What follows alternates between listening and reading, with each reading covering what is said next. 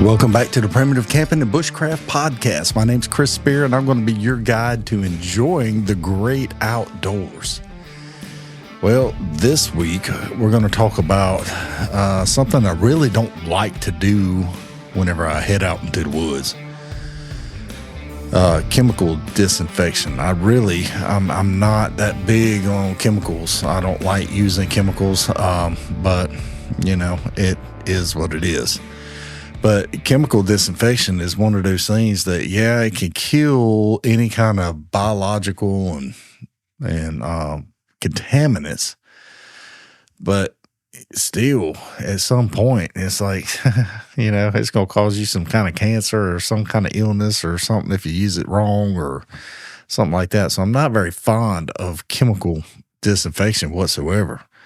But we're going to discuss it. So last week, we used the handkerchief and the meal baiting bag and the coffee filters, and, you know, but if you did that, you're getting the grime and the grit out of your water, but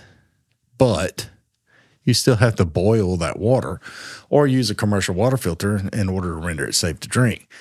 But you could use this chemical disinfection, and chemical disinfection works. It does work. When I was in the military, we use water treated with iodine like crazy, you know, coming straight out of the water buffaloes, and that's what they carried water around in these big old containers on wheels, and they would set it up and you could drink water, but it tasted like iodine. It was nasty. It had a weird flavor to it. No matter where you went, it always tasted the same, whether you was in a different country or if you were stateside. So, but anyway, after using, I did a couple videos last week on my YouTube channel about pre-filtering your water. We went out into the woods and we found the nastiest, disgusting cesspool sludge pit water that we could find. It had tadpoles, had dead turtles in it. I mean, it was disgusting. And we figured that that'd be the perfect spot to pre-filter some water and to drink some water from a water filtration system. In my case, it was the Grail. Now, these Grails are amazing. They are amazing tools to filtrate your water whenever you're out into the woods, whenever you're out camping, hiking, backpacking, wherever you are, cross country, if you're in the mountains, it don't matter. If you need a water filtration system, the Grail is the way to go. Now, I had a commenter comment saying that, oh, yeah, it's pretty cool, but it's not the best. And I'm like, buddy, out of all the ones I've tried, the hand pumps, I've tried, you know, the squeeze. I've tried the straws. I've tried various pumps and everything. The Grail beats them all by miles. And I really, I'm not endorsed by them. I'm not a paid whatever, but the Grail does beat all the rest of the water filtration systems by a long shot. And I will continue to fight that battle on that mountain. So, but chemical disinfection, you know, various chemical disinfectants such as chlorine or iodine are on the market today. And potable aqua iodine, which is these right here, if you're watching the video, I have in my hands, I have some pills. Now, these all swear up and down they have no iodine taste or no color, but I'm telling you right now, they taste like iodine. These things, it always leaves the water with a different flavor, and you can always tell when it's been treated. Now, this container will treat up to 25 quarts of water. 25 quarts. That's 6 gallons, a little over 6 gallons in a quart, something like that. So that's not really a lot of water for this container, but still, nonetheless, you know, 6 gallons is still more than what you got if you have none, you know. and the label on this potable aqua with PA plus plus says makes questionable water bacteriologically suitable to drink. Proven effective against Giardia when used as directed for camping, hiking, and travel. So now these little dudes right here is these peels. You could just throw a couple into your water, and try to limit. So there was a study done, and I'm not a big conspiracy theorist, but it was there, and then all of a sudden it was not. I don't know. I was doing research when I was writing the book, and it was there when I did my research, and I usually flagged all my research and everything for each topic. Now, iodine, I had to go through and I had to do all kinds of fact checking and stuff like that, because you don't want to give out false information. So I did my research, and one of the government agencies, I don't know, I don't put a lot of trust, a lot of stock in a government agency anyway, but one of them did a research on iodine, and it stated that pregnant women should not use iodine for prolonged periods. And so I went with it. Now, I put that in the book. And then whenever the book people were reading it and editing it, and they come back, one of their fact checkers there said, "Hey, where do you find this documentation? I need to see it before we can include it in the book." And so I go back to try to find it, and my bookmark, it was gone. It actually said link no longer available or something like that, 404 error or something. And then, it was gone. That information was gone. There was nothing I could find anywhere that stated that it was gone. It was bad for pregnant women to take. So, it got me to dig in some more, and I couldn't find some of the other information or something or whatever. It's been 2 years ago now that I was trying to figure out for this book, and the majority of the stuff was gone, and I was like, whoa, check this out. So I ended up cutting that section out, but still, nonetheless, when you're taking this, according to WebMD, prolonged iodine use might exacerbate thyroid disorders and may also cause upset stomach and sore teeth and gums. But, here's the problem, is that's all the water the military gave us was iodine-infused water. And so sometimes that was the only water we had, and, especially with the Army. That was crazy. So, but anyway, we're going to get into how to actually make your own water drinkable with regular iodine and regular bleach. So it is very effective at neutralizing bacteriological elements in your water, making it safe for you to drink. So iodine kills biological pathogens such as Giardia, bacteria, and viruses as effectively as chlorine bleach, but it carries a greater risk. Iodine should also not be used for prolonged periods or by people who are pregnant or have thyroid problems. With that in mind, research by the CDC, the EPA, the NIH, the WHO, FEMA has proven that iodine is an effective way to disinfect water from biological contaminants. All right, here we go. So, I know I'm going to catch a lot of flack from this. A lot of people's going to comment. A lot of people are going to quit listening and everything like that because I listed those government agencies. But here you go. Here's the deal. A long time ago in the 40s, 50s, 60s, whenever these organizations were doing their research and stuff like that, they actually were reputable reputable organizations before all the wokeness and all this other garbage, today's problems were.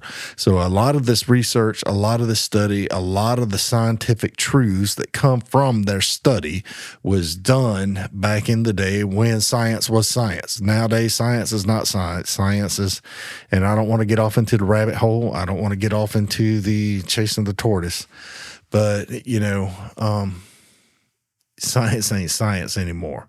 But back in the day, all this stuff, when they used chlorine and when they used iodine, stuff like that, they did determine that, hey, this stuff was effective. So still today, that research is still valid. And I know a lot of you don't want to listen to anything that CDC, the EPA, the NIH, the WHO, or the FEMA has to say, and I get it. I understand it. I went through the 2019, 2020 as well, just like everybody else. And all these organizations were wrong. But, once again, before beginning this purification process, let's pre-filter our water. How did you like that transition? So use a handkerchief, a meal-bait bag, or a coffee filter. Pre-filter your water. Now, step one, we're going to use iodine. We're using 10% povidone, iodine, betadine purification. Now, this is regular stuff that you can get in a bottle from your Walgreens, your Walmart, your Dollar General, stuff like that. Step one is if it's cold and cloudy, you're going to add 14 drops of iodine per liter of water. So for every liter of water, you're going to put 14 drops of iodine. For clear, warm water, you're going to add 7 drops. For example, if I use clear water from a pond in my backyard on a warm day and the water temperature was near 70s, I would use 7 drops. If the water was from, let's say, a cold mountain stream or something to that effect, and I would use 14 drops. All right, so let's put that in perspective. If I was in Alaska drinking from a creek or a river up there in, the fall or early spring, I would put 14 drops per liter in there after I pre-filtered and got all the grit and grime and silt out of my water. Then step 2, you're going to shake or stir the container. You're going to let it stand for 15 to 20 minutes. Then you're going to be able to drink it. Now, step 3, to combat the unpleasant taste of the water treated with iodine, you can use a vitamin C lozenge.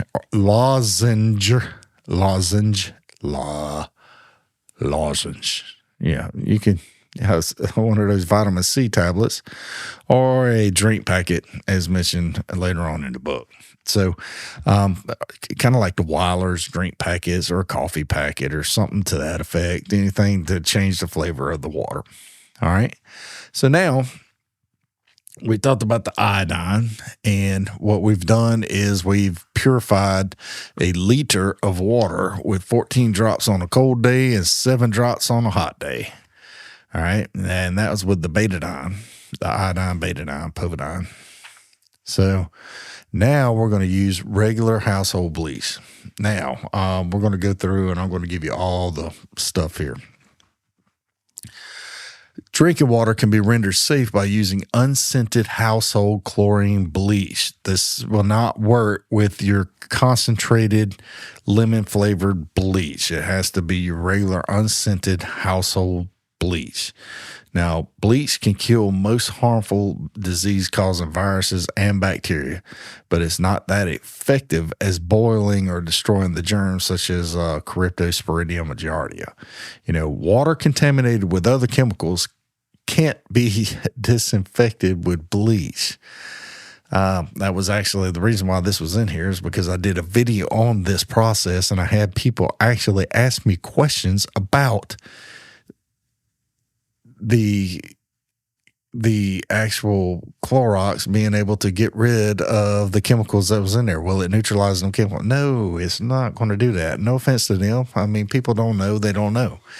But, it's not going to get rid of your chemicals. The chemicals is chemicals. You're not going to add chemicals to get rid of chemicals. It's not going to happen. You're going to have some kind of filtering process, or you're going to have to boil it all out and distill it, basically.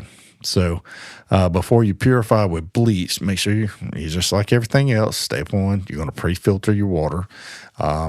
Just use a Millmate bag, use a coffee filter, use a K-cup, use something, get the grit and grime and nasty out. And if you do not have a way to pre-filter your water, allow the water to settle until the sediment has sunk to the bottom of your container. And that can be done, and then scoop it out. How many of you have actually, y'all watch like Naked and Afraid or Alone or something to that effect, and you watch these people do the gypsy whales and stuff, coyote whales, and they actually let the sediment, they'll dig these wells and they'll let it sit. All the sediment will drop, and then you can just drink it straight out of that hole. My friend Dave, he sent me a Bible verse the other day. I believe it was Genesis. It was in Genesis, or Exodus. I don't recall. One of those, and where they had dug holes on the side of the Nile River to try to be able to drink the water. Same process of filtering the water. They were trying to do the same thing through one of the plagues. And, that was pretty cool to see. I have to I'll leave the comments in here for that, in the show notes. So, use unscented household liquid chlorine bleach. That is it'll have a 5 to 9% sodium hypochlorite concentration. Do not use scented or do not use concentrated bleach on this method. It's not going to work. These concentrations are most common in the United States and may differ when you're in another country. So right here, we're on page 121 of the book. If you have the book and you're following along. So the concentration calculations of this with the bleach, all right? So for 5 to 9%, you're going to use, for 1 liter of water, you're going to add 2 drops of bleach. For 1 gallon of water, you're going to add 8 drops of bleach. For 5 gallons of water, you're going to add 40 drops of bleach. So now, if you are for concentrations of bleach typically found outside of the United States that use 1%, you're going to use 10 drops per liter, 40 drops per gallon, 200 drops per 5 gallons. So once again, if the water is cloudy, colored, or very cold, double the amounts of bleach listed above. Stir or shake the container well and let sit for 30 minutes before drinking. Now, there is a way to, once you got your water all rendered safe to drink, you got it all purified, there is a way to get rid of the chlorine taste. The very hyperchlorinated water is going to have a taste to it, and it's going to taste, everybody's been swimming in a swimming pool. They know that taste of chlorine. That's the same thing, same concept. So this chlorine is, you just open the lid and the chlorine stuff will evaporate out of the container, and that's it. So, this chemical disinfection today is not very complicated stuff. I'm sure there's other chemicals out there, and I just saw one on a video. I think Battle Box. What's the fellow? I forget his name with the long beard from Battle Box, but he does a video where he demonstrates putting nasty water out of a mud puddle in a clear plastic bag. He adds these chemicals to it, and then all the nasty, all the sediment, turbidity, everything, the nastiness of that water just drops to the bottom, and you clip it off and dump that out, and you're left with clean, drinkable water. It somehow disinfects that water. And I don't, was it Terran 1776 or whatever his name is, the guy from BattleBox. Just type in BattleBox, dude, in TikTok or Facebook or YouTube or whatever. This guy demonstrates all these products that they sell through BattleBox, which is a subscription service. And I ain't paid by them or anything like that to mention. I just thought that this was pretty cool. It was a pretty cool little thing from them. And yeah, I think his name's Terran 1776 or something like that. Something like that. I don't recall. But anyway, there's other chemical processes out there. There's other chemical disinfectants out there that you can use. And I just think it's pretty cool that you could use chemical disinfectants to actually render your water safe to drink. Now, I'm going to go straight back to square one. I am not the chemical guy. I've actually had these in my backpack in case of emergency for a very long time.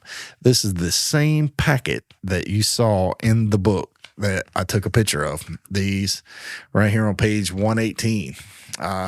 This packet in my hand is the same packet right here. So I've had this for over 2 years, and it has always been in my bag just in case, in the event of.